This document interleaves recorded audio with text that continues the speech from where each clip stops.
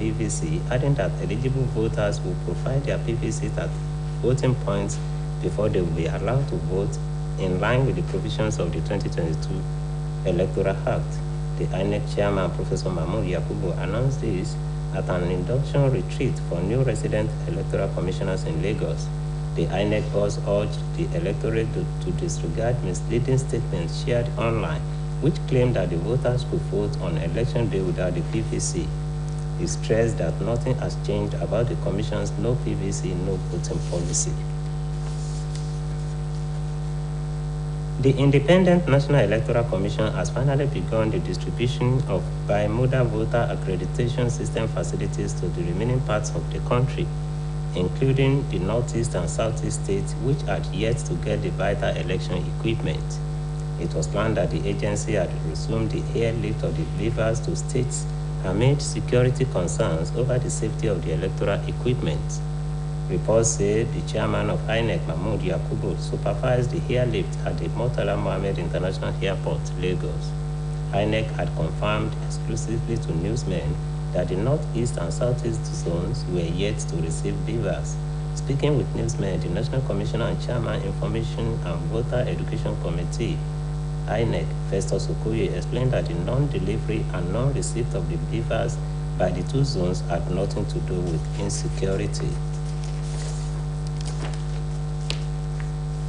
The governor of Osun State, Senator Ademola Adeleke, said it has come to the knowledge of the state government that some people, private and corporate organizations, have started printing and selling the picture of the governor to the public as his official portrait. The state governor condemned the act as fraudulent and ill-conceived. This is contained in a statement issued by the Coordinating Director, Ministry of Information and Civic Orientation, Mrs. Bukola Aderibigbe. The statement emphasized that it is only the Ministry of Information and Civic Orientation that is officially saddled with the responsibility of printing and issuing any picture of the governor as his official portrait to the public. It added that as soon as the official portrait of the governor is ready for issuance, it will be made available to all ministries, departments, and agencies of government of Osun, as well as private and corporate organizations who may be interested in having a copy. It consequently warned all private and corporate organizations to desist from further act of issuing or selling the portrait to the public, as any violator court will be sanctioned accordingly by the state government. The government of Osun has directed former appointed officials to return government properties in their possession within 48 hours.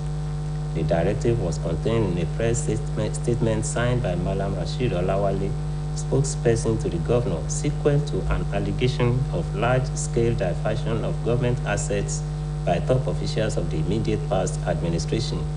He also frowned at how several official vehicles are missing, while official records indicated that 2/3 of former state officials left with fleet of cars in their offices. The statement further warned that any former official who refuses to comply with the directive will face the full wrath of the law. For the first time in weeks since the scarcity of premium motor spirit, popularly called petrol, began, the federal government opened up and declared that there was no plan to increase the pump price of petrol, at least during the Yuletide season. However, the government comment came amid a worsening and persistent fuel scarcity, which spread further across the country. Also, the cost of the commodity rose to as high as 285 naira per liter in some filling stations in Abuja. Oil marketers stated that the black market cost of petrol in Lagos had risen to about 450 naira per liter, while it sold for more in some other states. But the government disclosed that there was fuel supply stock that could last the country for 34 days. This came as a senior official of Nigerian National Petroleum Company Limited confided that subsidy on the PMS was becoming unbearable for the oil firm amid product diversion. As concerns around fuel price and supply heightened, the government declared that it had no plan to increase the price of petrol, describing comments on PMS price and its availability as speculations. However, the government, through its Nigerian Midstream and Downstream Regulatory Authority, did not state any approved pump price for petrol, Neither did it condemn the hike in PMS price by marketers nationwide. As Nigeria joined the rest of the world to mark World AIDS Day today, it is estimated that no fewer than 1.8 million Nigerians are living with human immunodeficiency virus that causes acquired immune deficiency syndrome. Unlike what obtains in other parts of the world, the National Agency for the Control of AIDS claims a decline in HIV/AIDS deaths and new infections nationwide. The agency said the federal government had spent more than 18 billion naira in 3 years on HIV capital projects, and HIV no longer kills now as long as people know they have it. Investigations reveal that persons living with HIV still pay some fees for supposedly free treatment offered by the federal government nationwide, just as AIDS campaigners say delays in accessing affordable, long-acting injectable HIV medicines globally will cost lives. Meanwhile, the Joint United Nations Program on AIDS said in 2021, 650,000 people were lost to AIDS and 1.5 million people newly acquired HIV, while there were an estimated 30.4 million people living with HIV at the end of 2021, 2/3 of whom are in Africa. Also, the United Nations Children Fund says some 110,000 youths under age 19 died last year from AIDS-related causes, noting that coupled with 310,000 newly infected, the total number of young people living with HIV stands at 2.7 million. The AIDS Healthcare Foundation has called on leaders in the country to ensure zero new infections, zero stigma and discrimination, especially in young girls. I'm now moving on to sports. World Football Governing Body FIFA is considering introducing penalty shootouts to the World Cup group stages at the 2026 tournament in USA, Mexico, and Canada. The decision to kick off or at full time in high group stage matches in 2026 is being discussed. As a result, there will be an extra knockout round following the groups, with the top two sides set to qualify on the 16-team Groups A system adopted following a unanimous vote by FIFA. Staging the shootout after games must, however, give rise to potential collision between the countries involved, and this is something FIFA will be eager to avoid. The situation to arise in which a particular result benefit both sides in question, and thereby eliminating the third team in the group. Since 1986, the final round of victors in each group has been played at the same time in order to prevent such circumstances from arising. The 2026 tournament will be the largest in the competition's long history, since it was first played in 1930 when Uruguay won the fourth of their two titles.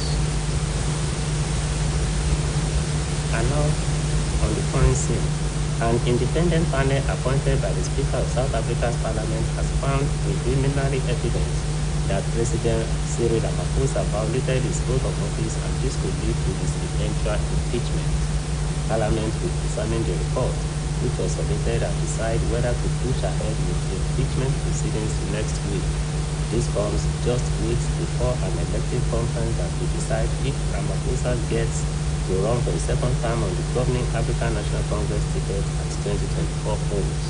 The president immediately denied any wrongdoing and has not been charged with any crimes, as he delayed an appearance in Parliament to answer questions. In June, it emerged that an estimated $4 million in cash was stolen from Ramaphosa's game farm in 2020, raising questions about how the billionaire president, who took to power on the promise of fighting corruption, acquired the money and whether he declared it. The three-person panel set up in September said Ramaphosa should face further scrutiny on his ability to stay in office. Still on the foreign scene, China has signaled a shift in its COVID stance as it moves to ease some virus restrictions despite high daily case numbers. Dozens of districts in Shanghai and Guangzhou cities that have seen rising cases were released from lockdown measures. The country's vice premier also announced that the country was facing a new situation. It comes as China is seeing mass protests against zero-COVID policy. The unrest was fire a high-rise block in the western Shandong region that killed 10 people, as many Chinese believe long-running COVID restrictions in the city contributed to the deaths, although the authorities denied this. It led to days of widespread protests across various cities, which have since ebbed amid heavy police presence. And that ends the midday news on Osbc TV. It was edited by Adebare Ichimakinde. Please join us at 3 for the state news. Good afternoon.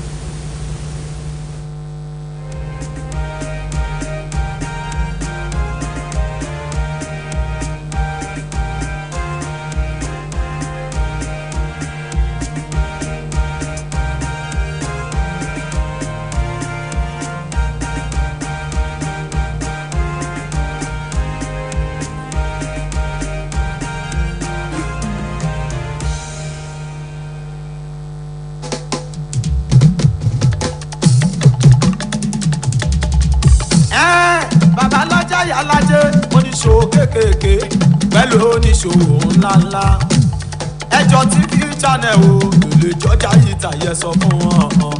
Osbc lókè balẹ̀ yìí channel 32 UHF náà lẹ̀ sọ. ẹgbẹ́ polówó ọjà wá síbẹ̀ wọn. Osbc channel 32 kì í náà ṣe níbẹ̀ gan òjijì tún lè ṣàdùnrẹ́ ṣe ọmọ. wọ́n sọ̀rọ̀ àsìkò níyàjọ́ra tó kọ́ni lọ́gbọ́n lọ́lọ́kan òjò kan àwọn orin àsìkò tó tún bàbá mú gidi ẹ ṣe publicity fún business tí a jáwó ìwọ lọ rí wọn tún lè ṣàdó bàbá ọgbọ́n ṣòkòrò kì í lókè balẹ̀ náà wà ó ṣòkòrò kì í lókè balẹ̀ náà wà ó. tó ti ń dá bí ẹdùn tó ti ń rà bí òwe bàbá owó túnlé túnlé.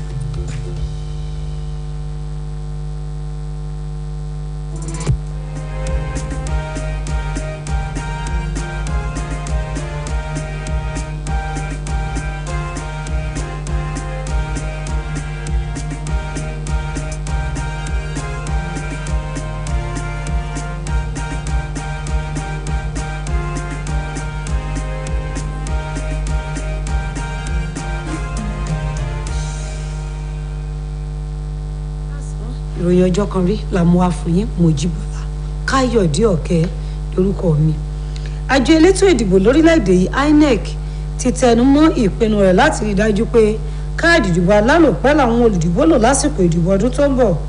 àjọ náà ní ẹni tí kò bá ti ní káàdì ìdìbò kò ní láǹfààní àti kópa. alága àjọ INEC Ọ̀jọ̀gbọ́n Mahmood Yakubu ló kéde èyí níbi ìdánilẹ́kọ̀ọ́ kan fáwọn ọ̀gá tuntun àjọ elétò ìdìbò èyí tó wáyé nílùú Èkó. Ọ̀gá àjọ INEC rọ àwọn olùdìbò láti má ṣe tẹ́tí sí ìròyìn aṣinilọ́nà táwọn èèyàn kan jù sórí ìsàkùn ayélujára èyí tó ní àjọ náà yóò fáwọn tí kò bá ní káàdì ìdìbò láǹfààní àti dìbò. Ó ní ìgbín tẹnumọ́gi ògún lọ́rọ̀ pé ẹni tí kò bá ti ní káàdì ìdìbò kò ní dìbò. Ẹ̀wẹ̀ àjọ elétò ìdìbò lórílẹ̀‐èdè yìí INEC ti bẹ̀rẹ̀ pínpín ohun èlò tó ń ṣàfihàn ojúlówó àwọn olùdìbò sáwọn ibi tọ́wọ́jà ohun èlò náà kò tíì dé lórílẹ̀‐èdè yìí nínú ètò àti rí ìlà oòrùn àríwá ilẹ̀ yìí àti ìlà oòrùn gúúsù. Àríwá pé àjọ INEC ti ń lo ọkọ̀ ojú òfurufú láti fi pín àwọn ohun èlò náà lọ́nà táwọn ohun èlò ọ̀hún yóò fi dé ibi tó yẹ nítorí ipò tètò ààbò wà. Ìròyìn fìdí rẹ̀ múlẹ̀ pé alága àjọ INEC ọ̀jọ̀gbọ́n Mahmood Yakubu ló darí àmójútó kíkó àwọn ohun èlò náà sínú ọkọ̀ bàálù ní pápákọ̀ òfurufú Murtala Mohammed ìlú Èkó. Ṣáájú làjọ INEC ti fìdí ọ̀rọ̀ múlẹ̀ pé òun kò sí ìpín ohun èlò tó ń ṣàfihàn ojúlówó àwọn olùdìbò sẹ́kùn ìlà oòrùn àríwá àti ìlà oòrùn gúúsù orílẹ̀-èdè yìí.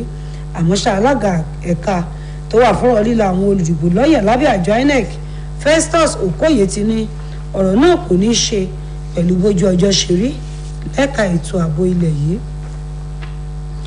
Gómìnà ìpínlẹ̀ Ọ̀ṣun Sẹ́nitọ̀ Adémọ́lá Adélékè ti sọ di mímọ̀ pé ó ti dé sétígbò òun nípa báwọn olórí jorí kan ẹ̀ka aládàáni àtàwọn alájọ kan ṣe fọ́tò òun tí wọ́n sì ń tà fáwọn aráàlú gẹ́gẹ́ bí àwòrán tóun fẹ́ máa lò bíi gómìnà ìpínlẹ̀ Ọ̀ṣun. Gómìnà Adélékè bẹnu àtẹ́lu ìṣesí náà èyí tó ṣàpèjúwe bí ìwà jìbìtì. Èyí jẹyọ nínú àtẹ̀jáde kan tólùdarí gbogbogbò níléeṣẹ́ ètò ìròyìn àti ìtanijí arábìnrin Bùkọ́lá Arẹ́rẹ́gbẹ́ fi síta. Àtẹ̀jáde ọ̀hún ní iléeṣẹ́ ètò ìròyìn àti ìtanijí nípìnlẹ̀ yìí nìkan ló lẹ́tọ̀ọ́ lábẹ́ òfin láti gbé àwòrán tí gómìnà bá fẹ́ máa lò jáde fáráàlú.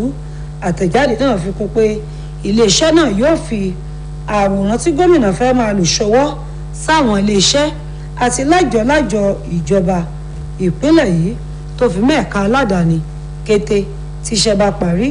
Àtẹ̀jáde ọ̀hún ṣèkìlọ̀ fún ẹ̀ka aládàáni tàbí lájọ láti jáwọ́ nínú títa àwòrán gómìnà tíjọba kò tí ì fọwọ́ sí síta pẹ̀lú àlàyé pé ẹnikẹ́ni tó bá kó etí ọ̀gbọ́n sí ìkìlọ̀ yìí yóò gé kábàámọ̀ jẹ.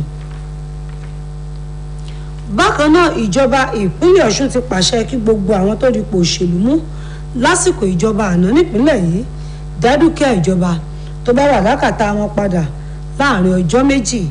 Ìjẹ́ nínú àtẹ̀jáde kan tàgbẹnusọ fún gómìnà Malam Rasheed Ọláwálé fi síta lẹ́yìn ìròyìn pé àwọn tó bá ìjọba àná ṣiṣẹ́ ti ń darí dúkìá ìlú gbàbòmíì. Bákan náà látẹ̀jáde ọ̀hún fojú láìfo bí ọ̀pọ̀lọpọ̀ ọkọ̀ ìjọba ṣe dàwátì nígbà tí àkọsílẹ̀ fi hàn pé bíi ìdá méjì nínú ìdá mẹ́ta àwọn tó bá ìjọba àná ṣiṣẹ́ ni wọ́n gbé ọkọ̀ ìjọba sá lọ.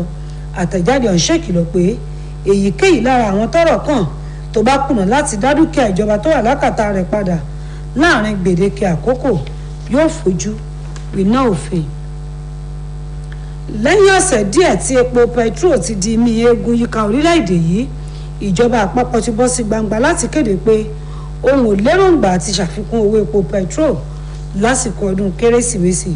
Bí ó tilẹ̀ jẹ́ pé ìjọba àpapọ̀ kéde bẹ́ẹ̀ ní báyìí tepo petro tí wọ́n lọ́pọ̀ àwọn ilé epo nílùú Àbújá ọ̀rìnlélúgba àti márùn-ún náírà ní jáde epo petro kan.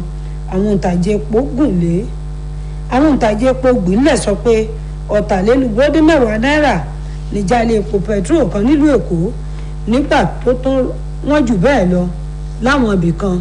Àmọ́ ṣá ìjọba àpapọ̀ ti ní epo tó wà ní kòtò tó lò fún ohun tó lé lóṣù kan yíká ilẹ̀ yìí. Ọ̀kan lára àwọn lọ́gàálọ́gàá níléeṣẹ́ àjọ NNPC ṣàlàyé pé àwọn tó ń dorí epo gbàbòmíì ló jẹ́ képo wọn. Gẹ́gẹ́ bórílẹ̀-èdè ṣe ń darapọ̀ máwọn akẹgbẹ́ rẹ̀ lágbàáyé láti ṣàmì àyájọ́ gbígbógun ti ìtànkálẹ̀ àrùn AIDS. Àkọsílẹ̀ ti fi hàn pé ohun tó dín díẹ̀ ní mílíọ̀nù 2 àwọn èèyàn ilẹ̀ yìí làrùn HIV/AIDS ń bá fínra. Àjọ tó ń gbógun ti ìtànkálẹ̀ àrùn AIDS nílẹ̀ yìí NACA ti ní àrùn náà kò pa àwọn èèyàn mọ́ pẹ̀lú bó ṣe níbi bílíọ̀nù 18 náírà níjọba àpapọ̀ ti ná lórí àtìpínwọ́ ìtànkálẹ̀ àrùn ọ̀hún. láàrin ọdún mẹ́ta. Ìwádìí fi hàn pé àwọn tó lárùn náà máa ń san àwọn owó kan láti jàǹfààní ètò ìlera ọ̀fẹ́, pẹ̀lú àfikún pé táwọn tó lárùn kò bá tètè rí oògùn lò lásìkò ó lè la ẹ̀mí lọ. Lábala eré ìdárayá, àjọ tó mójútó rere bọ́ọ̀lù aláfẹsẹ̀gbá lágbàáyé FIFA ti ń ronú àti fààyè gba goliwomi ń gbà sí ọ láàrin ikọ̀ agbábọ́ọ̀lù tó bá wà ní ìpín kan náà lásìkò ìdíje ife ẹ̀yẹ àgbáyé tí yóò wáyé nílẹ̀ Amẹ́ríkà, Mexico àti Canada lọ́dún 2026. Àjọ náà ti ń jíròrò lórí bí ìdíje goliwomi ń gbà sí ọ yóò ṣe máa wáyé láàrin àwọn agbábọ́ọ̀lù tó bá wà nípín kan náà. FIFA àyègà goliwomi ń gbà sí ọ nípele ti ìsọ̀rí yóò fòfin sí èdè àìyedè tó máa ń fẹ́ wáyé láàrin àwọn orílẹ̀-èdè tọ́rọ̀ kàn. Nílẹ̀ òkèèrè, ìgbìmọ̀ olùwádìí tàbẹnuganlé aṣòfin orílẹ̀-èdè South Africa gbé kalẹ̀ ti ní òun ti ní àwọn ẹ̀rí kan tó fìdí ọ̀rọ̀ múlẹ̀ pé ààrẹ orílẹ̀-èdè náà Cyril Ramaphosa ṣòun tó tàbùkù ọ́fíìsì rẹ̀, èyí tó ló lè yọrí sí kí ilé yìí àgámọ̀ nídìí. Ilé yóò ṣàgbéyẹ̀wò àbọ̀ ìwádìí ìgbìmọ̀ ọ̀hún láti mọ̀ bóyá kó tẹ̀síwájú nínú ìgbésẹ̀ àti yọ ààrẹ náà nípò. Ààrẹ Ramaphosa ti ní òun kò hu amájàgbọ́ kankan ní báyìí tí kò tí ì farahàn níwájú ilé láti ṣàlàyé ẹnu rẹ̀.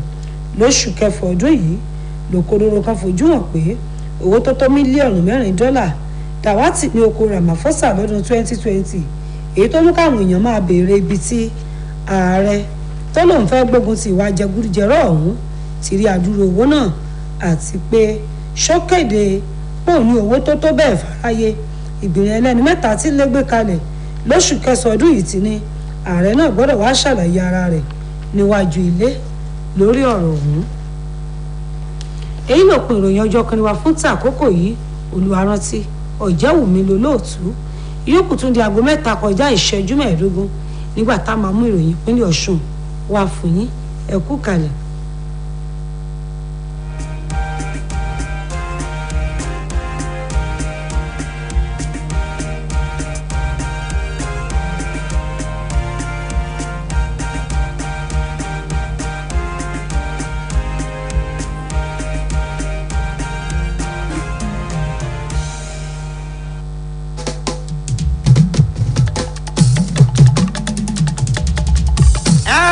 Bàbá lọ́jà yà lájẹ́.